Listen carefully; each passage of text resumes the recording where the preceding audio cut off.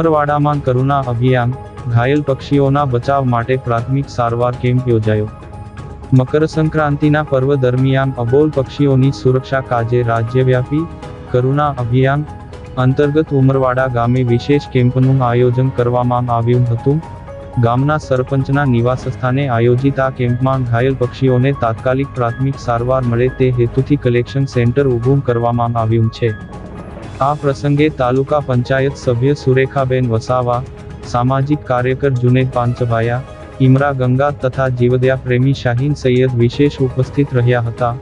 One વિભાગ તરફથી Ankleshwar forest range officer Dinesh Damor અને સલીમાર નર્સરીના રેન્જ ઓફિસર ભવેશભાઈએ પણ હાજરી આપી પક્ષી બચાવ કામગીરી અંગે માર્ગદર્શન પૂરું પાડ્યું હતું.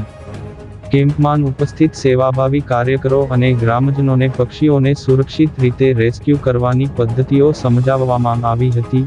વન વિભાગ અને જીવદયા પ્રેમીઓ દ્વારા લોકોને અપીલ કરવામાં આવી હતી કે પતંગ ચગાવવા માટે ચાઇનીઝ કે કાચ પાયેલી જોખમી દોરીનો ઉપયોગ ટાળવો અને વૃક્ષો કે ઇલેક્ટ્રિક લાઇનો પાસે પતંગ ન ઉડાડવા.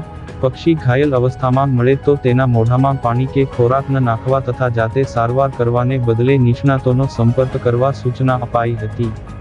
ઉત્તરાયણ પર્વમાં પક્ષીઓની સુરક્ષા માટે વન વિભાગની હેલ્પલાઇન 1926, કરુણા હેલ્પલાઇન 1962 અને વોટ્સએપ નંબર 8320002000 પર તુરંત જાણ કરવા જણાવાયું છે.